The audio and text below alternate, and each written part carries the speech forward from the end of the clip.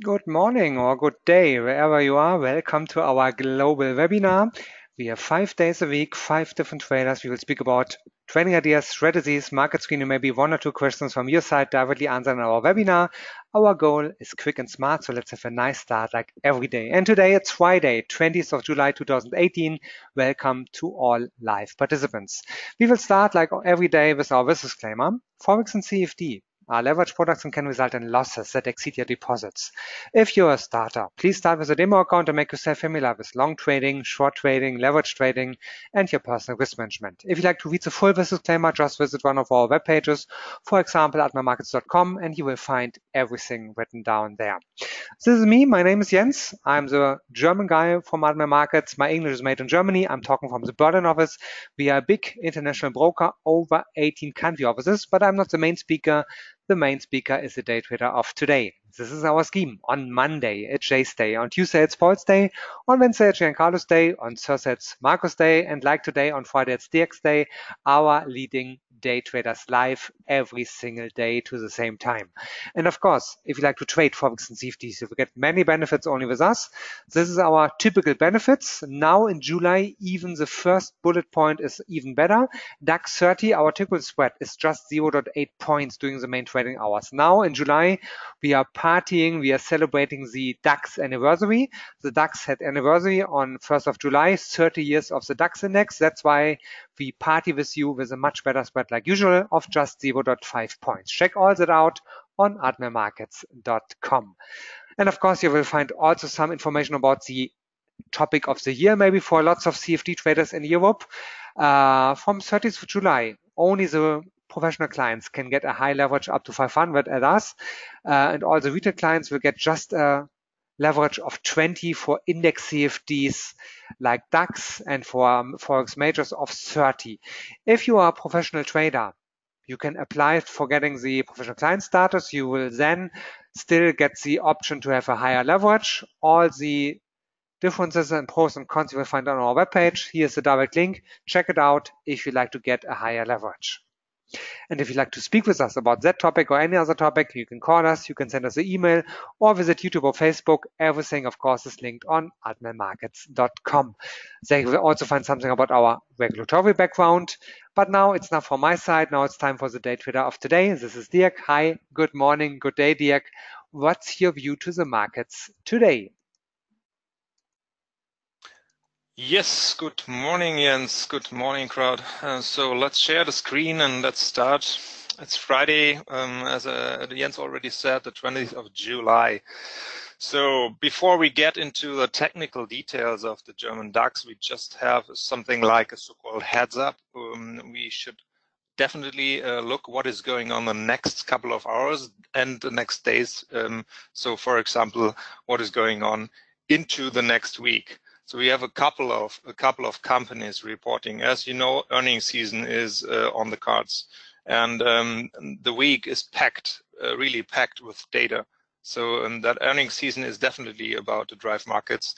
It drove markets the whole week, and besides that, it will drive markets next week as well. Not to forget, on top we got the German IFO, which will be reported on Wednesday. And we got the ECB on Thursday. So next ECB meeting will be taking place Thursday, 13:45 CET. We will get to know something about the new rates. Of course, no big change is expected. And 14:30 after that, on Thursday, we will be having the press conference of the ECB. If you have a look at a couple of single stocks, if you trade single stocks here via the Admiral Markets MT5, for example, or even the MT4 right here, a couple of them are tradable via both, of course. You might be have your heads up on a couple of stocks which will be reporting next week, like Alphabet on Monday.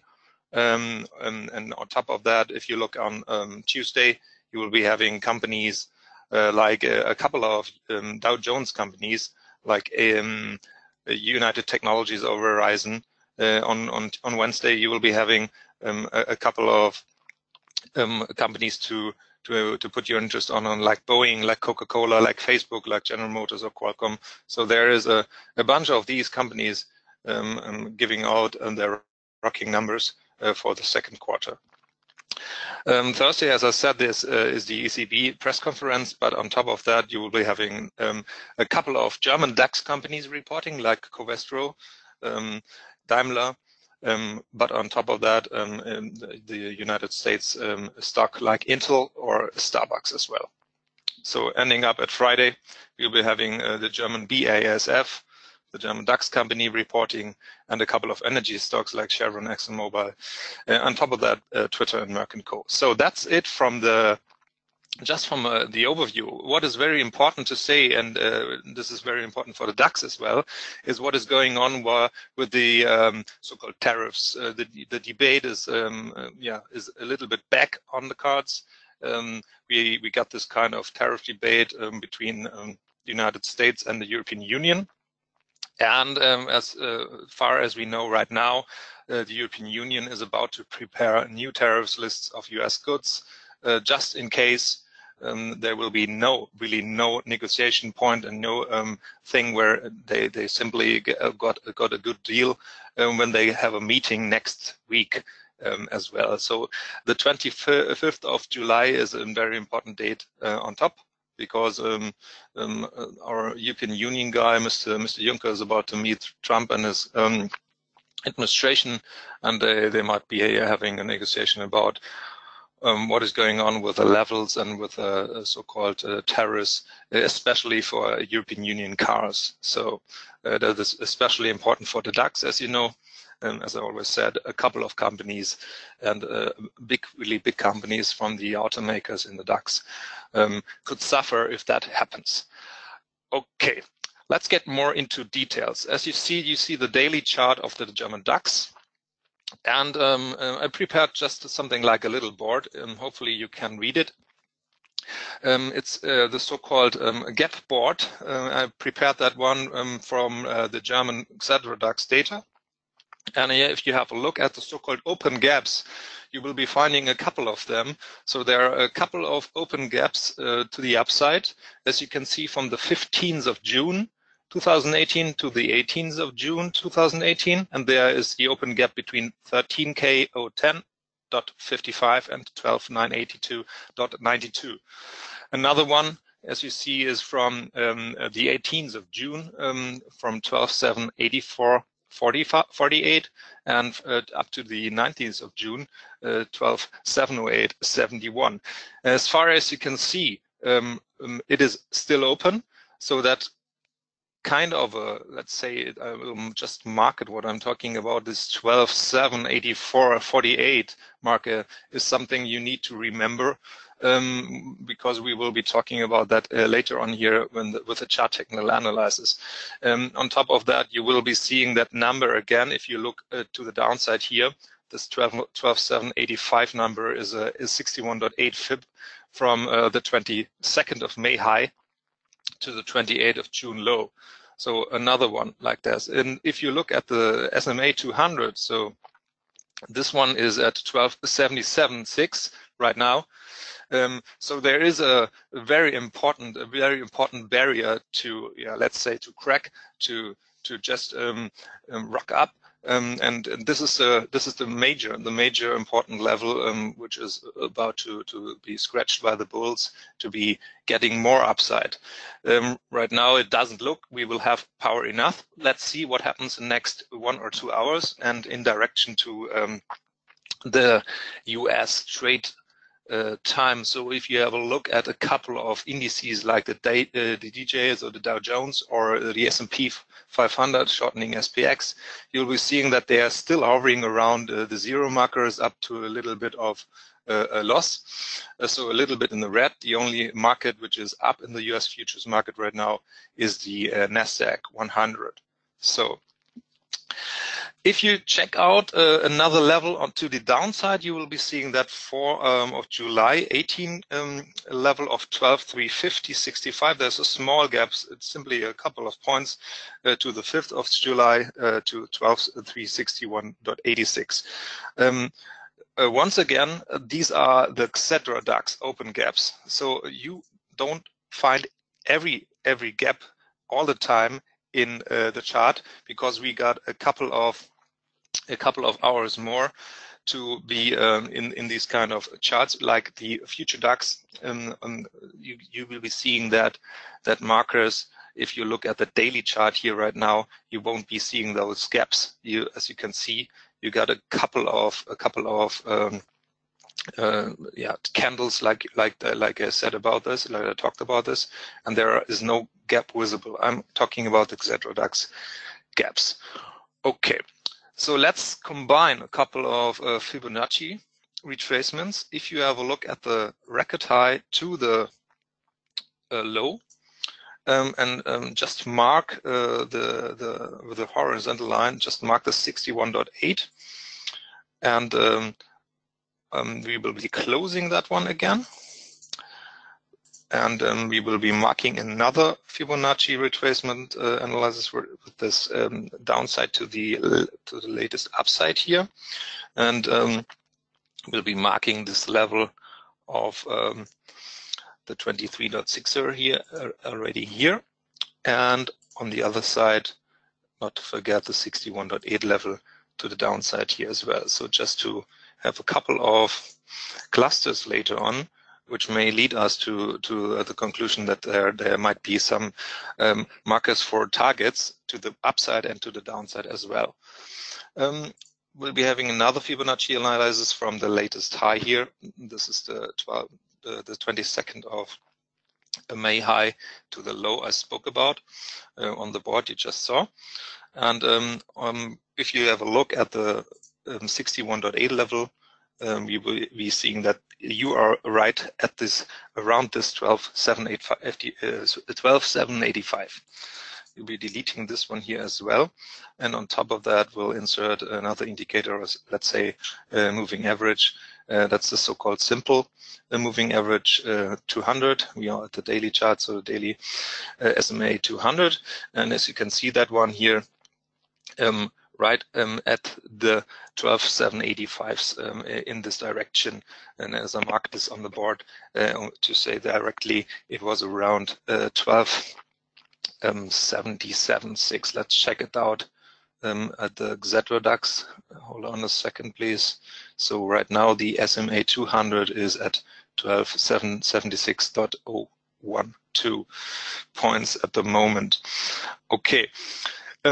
You'll be having a couple of you could have a couple of discussions. Is it possible that the Xetra DAX is now getting back up in direction?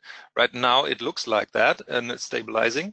So this could be interesting to, let's say to trade with a couple of those bumps, or to try to get into the market between the pivot point and the support one. So this might be something like 12,670, for example. Just to mark it this way, you could be entering the market with a 2-lot strategies, just in case you might be interested to close 1 lot and just leave 1 in the market to maybe closing at the better price level for you. If you're rocking that up, you might be checking out the levels. Where can I go? Where could I place my target? And there's the 12,780s, like I said, with all these fibs and all these SMA stuff and all these other fib strategies.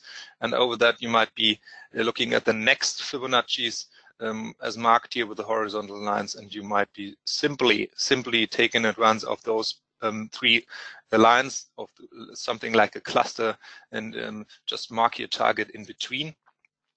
So you probably only have to think about where to place the stop, not to lose too much, not to risk too much. Of course, going to the downside here as well. If you just look at the levels, the so-called tool gives you the possibility to do not even count your euros you risk and the euros you might benefit and the euros where your target might be lying at.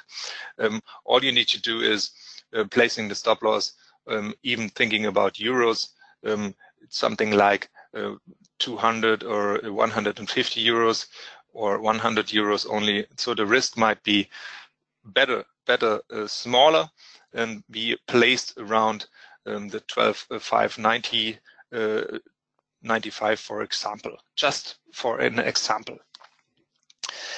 The thing is, you always need to let's say to calculate or to think about, is it really positive for me? Is there something like the so-called CRV, so the chance and the risk? So the chance should be bigger than the risk.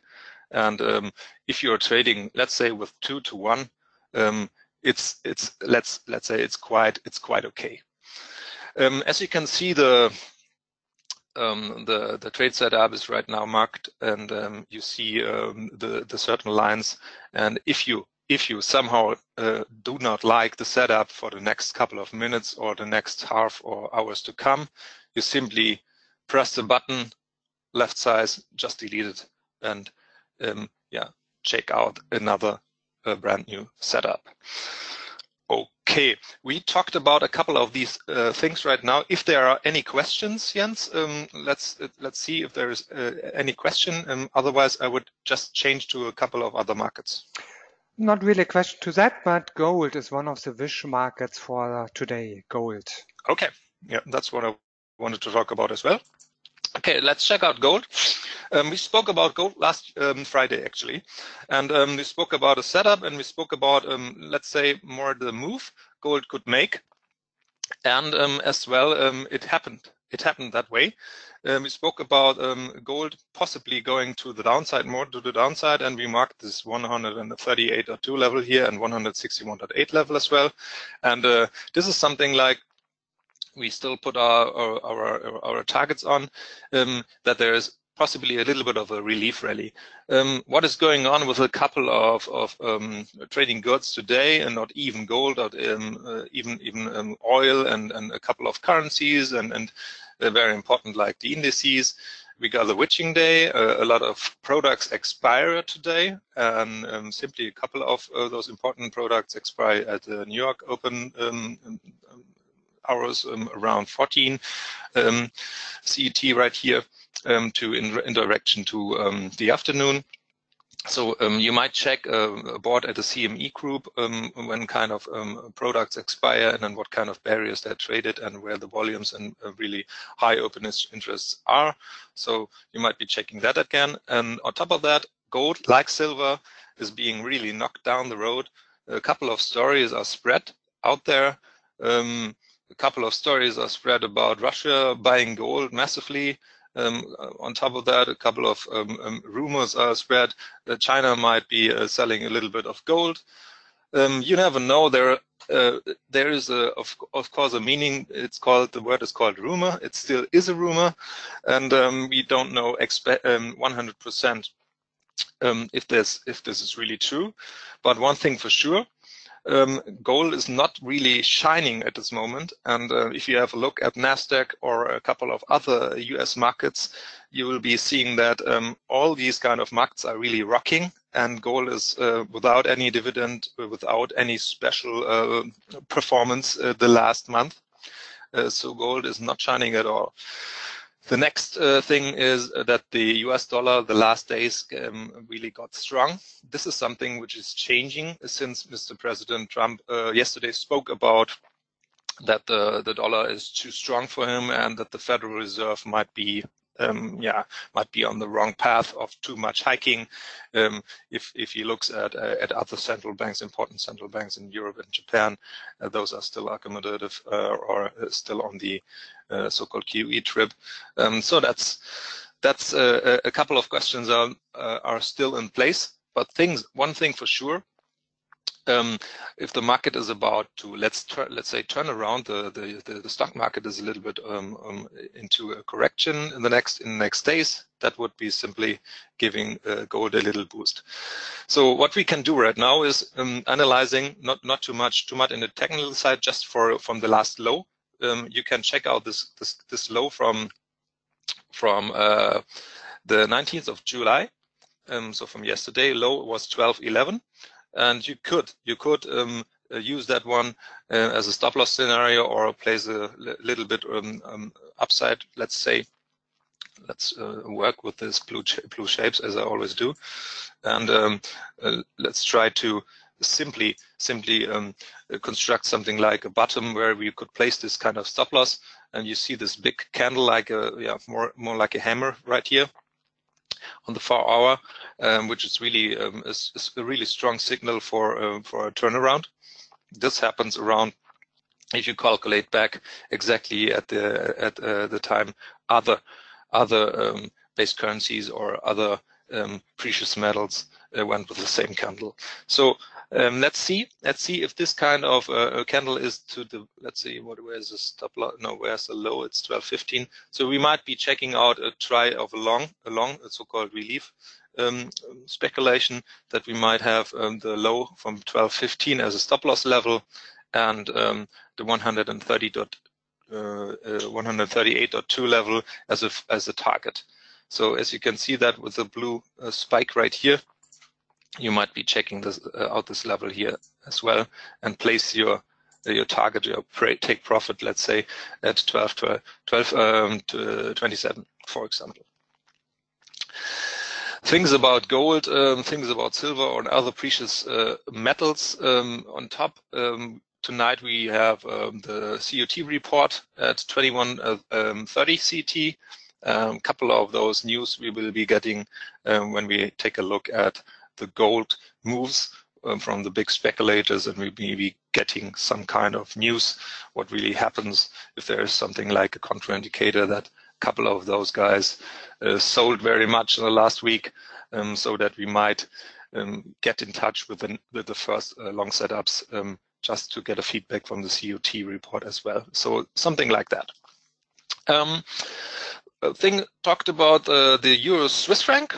The Euro Swiss franc last week. I spoke about just to grab the winners. A couple of weeks before, I started to talk about the long setup, which was absolutely the right direction, and I spoke about these, let's say, taking the winners around the level of 116.80s, 116.90s.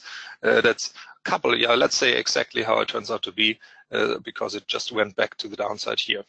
And if there's really something like a little correction in the stock markets around the corner, if that really happens, Euro Swiss franc is the first currency who might be dipping further down the road, because it's still a safe haven. The Swiss franc is still a safe haven, one of the last big safe havens. If you look at other couple of currencies, or like let's say like we talked about gold, and this might be leading to more downside at the Euro Swiss franc currency pair.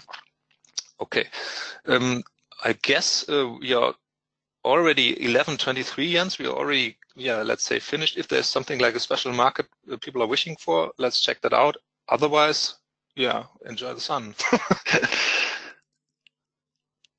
No, tomorrow is another day, so the time is our limit, 15 to 20 minutes. We are ready and gone for today. Tomorrow is another day, but tomorrow is Saturday. My running gag all the time on Friday, so I wish you already now a great and nice weekend.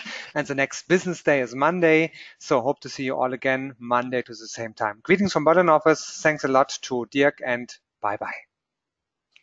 Bye-bye. Have a great weekend.